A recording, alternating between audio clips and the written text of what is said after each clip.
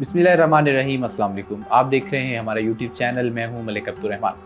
नाज़रीन, आज की इस वीडियो के अंदर हम बात करेंगे एक इंडियन शो है जो कि सोनी टेलीविज़न के ऊपर आ रहा है और उसके 2 सीज़न जो है वो नशर किए गए हैं और मेरे ख़्याल में this is one of the best show जो कि आप देख सकते हैं और आपका टाइम भी ज़ाया नहीं होगा। मैं बात कर रहा हूँ इंडियन शो शार्क टैंक की, जो कि एंटरप्रेन्योर्स को प्रमोट करने के लिए, छोटे-छोटे स्टार्टअप्स को जो है वो एक बड़ी-बड़ी कंपनीज़ बनाने के लिए स्टार्ट किया गया है। तो मेरे ख़्याल में एक बहुत अच्छा एक इनिशिएटिव है। इस शो के बारे में आपके साथ हम बड़ी तफ़सील के साथ डिस्कशन करेंगे कि ये शो जो है वो क्यों ज़रूरी था और कितना पैसा जो है वो इंडिया के अंदर इन्वेस्ट किया गया है इस शो की वजह से। ज़ाहिर है जितनी ज़्यादा इन्वेस्टमेंट होगी, स्टार्टअप्स होंगे, एंटरप्रेन्योर्स सामने आएँगे, उतना ज़्यादा इंडिया को ही फ़ायदा है। जबकि दूसरी जानब अगर हम पाकिस्तान की बात करें तो यहाँ पर जो चलते कारोबार हैं उनको बंद किया जा रहा है और लोगों को जो है वो नौकरी के पीछे लगाया हुआ है। ज़्यादातर लोगों का बस ख्याल है कि पढ़ लिख कर कोई नौकरी कर लें।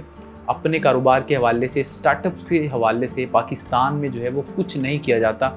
इस वजह से मुझे बड़ा अफसोस है और मैं ख्वाहिश का इज़हार करूँगा बड़े बड़े जो चैनल्स हैं उनसे कि पाकिस्तान के अंदर भी ऐसा एक शो लॉन्च किया जाए। पाकिस्तान में बहुत ज़्यादा टैलेंट है और अगर आप लॉन्च करेंगे तो यहाँ पर आप देखेंगे कि सैकड़ों हज़ारों लोग सामने आएंगे और ऐसा ऐसा टैलेंट सामने आएगा कि आप हैरान रह जाएंगे। लेकिन असल बात है कि उनके ऊपर इन्वेस्टमेंट कौन करेगा। ये जो शार्क टैंक शो का कॉन्सेप्ट है ये बड़ा ही परफेक्ट है, लेकिन जो है पाकिस्तान और इंडिया जैसे ममालिक जहाँ पर गुर्बत है, जहालत है, रोज़गार नहीं है, वहाँ पर इस तरीके का एक शो होना एक नेमत से कम नहीं है।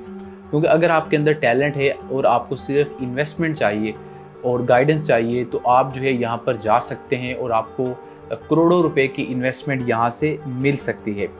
और पाकिस्तान में जो है वो ऐसा कोई शो आज तक नहीं बनाया गया। ये जो शार्क टैंक शो है ये सिर्फ इंडिया में नहीं है, इंडिया ने बेसिकली कॉपी किया है। इससे पहले अमेरिका में और दीगर मुल्कों में इस तरीके के शोज़ जो है वो नशर हो चुके हैं। शार्क टैंक ये जो शो है इसके 2 सीज़न अब तक जो है वो टेलीविज़न पे आए हैं। तीसरा सीज़न भी इसका आने वाला है और ये जो शो है मेरे ख़्याल में इंडिया के जो दीगर शोज़ जैसे कि रोडीज़ वगैरह है उनकी बजाय बहुत बेहतरीन है। और इस शो की 100 से ज़्यादा जो पिचेज़ हैं वो मैंने अब तक देख ली हैं और बड़े बड़े आइडियाज़ ऐसे आपके जहन में आते हैं और बहुत सारी ऐसी चीज़ें जो कि इन्वेस्टमेंट के हवाले से, कारोबार के हवाले से मुझे नहीं पता थी। मैंने वो बहुत ज़्यादा चीज़ें इससे सीखी हैं और एक जो बड़ी चीज़ जो मैंने इससे सीखी है वो ये है कि जॉब्स की बजाय छोटे छोटे जो स्टार्टअप्स हैं उनको प्रमोट करना चाहिए। पाकिस्तान में इसके हवाले से क्या किया जा सकता है ये आखिर में बात करेंगे, लेकिन उससे पहले ये जो शो है इसके हवाले से मैं आपको जो है वो थोड़ी सी इन्फॉर्मेशन आपके साथ शेयर करना चाहूँगा। तो जैसा कि मैंने आपको बताया कि इस शो के 2 सीज़न जो है वो आ चुके हैं और इन दोनों सीज़न्स के अंदर हज़ारों ऐसी कंपनीज़ थी, स्टार्टअप्स थे जिन्होंने यहाँ पर आने के लिए अप्लाई किया था। और सीज़न 1 में बताया जाता है कि 198 कंपनीज़ को मौका दिया गया था कि वो आकर अपना आइडिया पिच करें। उनमें से 65 कंपनीज़ को डील मिली और 40 करोड़ रुपया इन शार्क्स ने वहाँ पर इन्वेस्ट किया है। और सीज़न 2 में बताया जा रहा है कि 115 डील्स अब तक हो चुकी हैं और इनमें 80 करोड़ रुपए जो है वो इन्वेस्ट किए गए हैं। और ये जो स्टार्टअप्स है इनमें बड़े बड़े ब्रिलियंट आइडियाज़ है टेक्नोलॉजी के हवाले से, मैंने खुद देखे हैं और इसके अलावा भी दीगर चीज़ें इसमें आई हैं।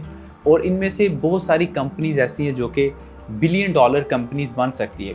और इस हवाले से इंडिया में आप जानते हैं कि बहुत बड़े बड़े बिलियनियर्स भी हैं, लेकिन इन्होंने एक अच्छी चीज़ जो मुझे लगी वो ये है कि यंग एंटरप्रेन्योर्स को ये लोग सामने लेकर आए हैं। ऐसे लोग जिनकी एज भी कम है और एक्सपर्टीज़ उनकी है, बड़ी छोटी उम्र में उन्होंने बड़े बड़े कारोबार बनाए हैं। हालांकि आप जानते हैं कि इंडिया में बड़े बड़े लोग भी हैं जिनको पूरा इंडिया जानता है, लेकिन उनको इस शो में नहीं लाया गया।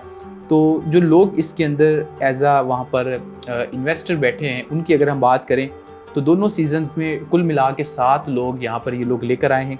सबसे पहला नाम अगर मैं आपको बताऊँ तो वो अशनीर ग्रोवर का है जो कि भारत पे के को फाउंडर है। ये जो साहब है इनके हवाले से एक चीज़ मैं बड़ी क्लैरिटी के साथ कहना चाहता हूँ कि ये वो शख्स है जिनके बारे में आप कह सकते हैं कि सीधी बात नो बकवास, कि जो भी बंदा आता है इनके जहन में जो चीज़ चल रही होती है ये सीधी उसको बता देते हैं, चाहे उसको जितना मर्जी बुरा लगे।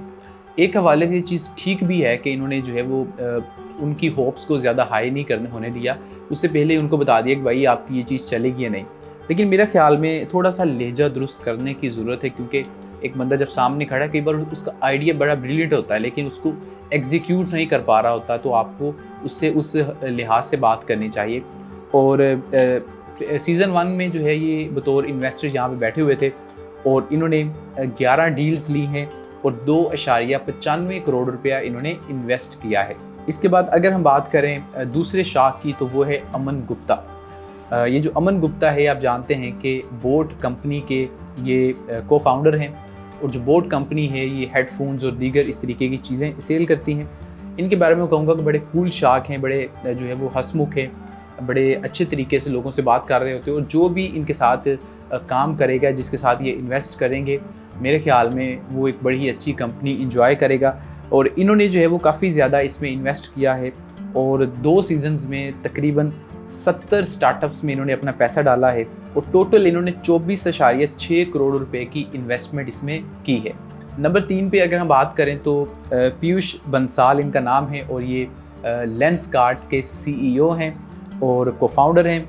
और इनके बारे में मैं कहूँगा कि इस शो के अंदर मेरे फेवरेट अगर शार्क की बात करें तो पीयूष बंसाल मेरे फेवरेट शार्क हैं। उसकी वजह मैं आपको ये बताना चाहूँगा कि जितनी मैंने यहाँ पर पिचेस देखी हैं, कई मरतबा ऐसे लोग आते हैं कि जिनका आइडिया अच्छा होता है लेकिन उनके पास कोई बिज़नेस नहीं होता, प्री रेवेन्यू वो होते हैं और बाकी सारे शार्क्स आउट हो जाते हैं। लेकिन इन्होंने ऐसी कंपनीज़ में इन्वेस्ट किया है, वो प्योरली रिस्क होता है और टेक्नोलॉजी में ख़ास तौर पर इन्होंने बहुत ज़्यादा इन्वेस्ट किया है और मेरे ख्याल में ये एक बड़ी ही अच्छी टीम बना रहे हैं। सैकड़ों लोग इनके पास होंगे तो ये बहुत बड़ा कुछ कर सकते हैं। और इन्होंने जो प्योरली पैसा इन्वेस्ट किया है, मेरे ख्याल में बड़ा पैसा इन्वेस्ट किया है, सिर्फ लोगों के ऊपर, उनके बिजनेसेस के ऊपर नहीं। तो दूसरे शख्स को भी इनसे सीखना चाहिए और इस तरीके से उनको भी इन्वेस्ट करना चाहिए। बहरहाल इन्होंने 2 सीजन्स में बताया जा रहा है कि 67 डील्स ली हैं और 21.55 करोड़ रुपया इन्होंने इन्वेस्ट किया है। नंबर 4 पे अगर हम बात करें तो इनका नाम नबिता थापड़ है और ये एग्जीक्यूटिव डायरेक्टर है एमक्योर फार्मास्यूटिकल्स की।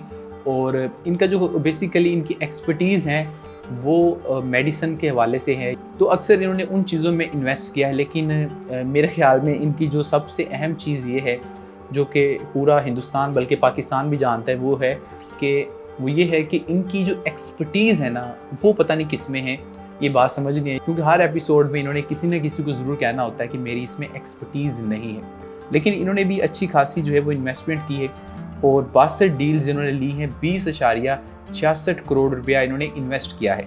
इसके बाद नंबर 5 पर अनुपम मित्तल हैं और मेरे ख्याल में ये जो शार्क्स है, इनमें सबसे काम और बड़े अच्छे तरीके से बात को समझाने वाले, और उनको अगर आपने इन्वेस्ट नहीं भी करना, फिर भी जो बंदा आ रहा है एक आइडिया लेकर, उसको बड़े अच्छे तरीके से गाइड करते हैं।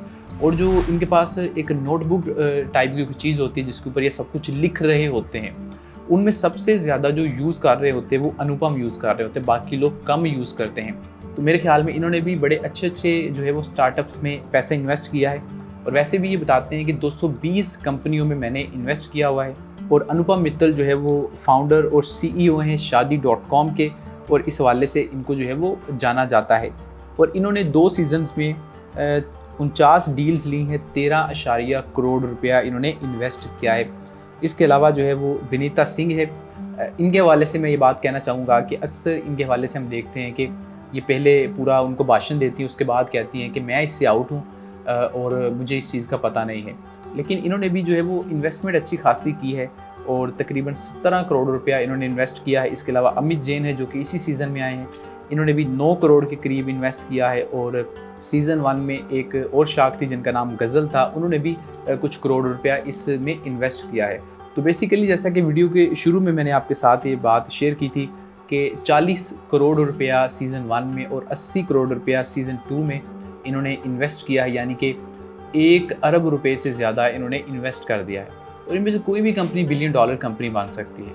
और अगर इनके आप कंपैरिजन देखें, वो कंपनी जो आई थी और उनका महीने का 1-2 लाख रुपया सेल था, आज जो है उन कंपनीज़ का महीने का 40-50 लाख रुपया सेल भी है। और बहुत सारे ऐसे स्टार्टअप्स हैं जिन्होंने बड़ी तेज़ी के साथ ग्रो किया है। तो ये एक बड़ा ही अच्छा आइडिया है। लेकिन ना 1 अरब रुपया जो इन्होंने इन्वेस्ट किया है वो प्योरली इंडिया के अंदर लगेगा और उससे बड़े बड़े कारोबार जो है वो बनेंगे। इसी तरीके से अगर पाकिस्तान में इस तरीके का एक प्लेटफॉर्म मुहैया किया जाता है तो यहाँ पर भी मेरे ख्याल में बहुत ज़्यादा लोगों के पास अपॉर्चुनिटीज़ आ जाएंगी, आइडियाज़ तो लोगों के पास हैं, लेकिन पैसा नहीं है। तो ये जो शो है बड़ा ही ग्रेट शो है। मैं जो है वो देखना चाहूँगा कि सीज़न 3 इसका कैसा आता है और उसमें ये लोग जो है वो कितना ज़्यादा इन्वेस्ट करते हैं, क्योंकि सीज़न 1 में जितना इन्वेस्ट किया गया, सीज़न 2 में उससे तकरीबन डबल इन्वेस्ट हुआ और सीज़न 3 में मैं उम्मीद करता हूँ कि इससे भी डबल इन्वेस्ट हो, ताकि मज़ीद ऐसे स्टार्टअप्स आएँ।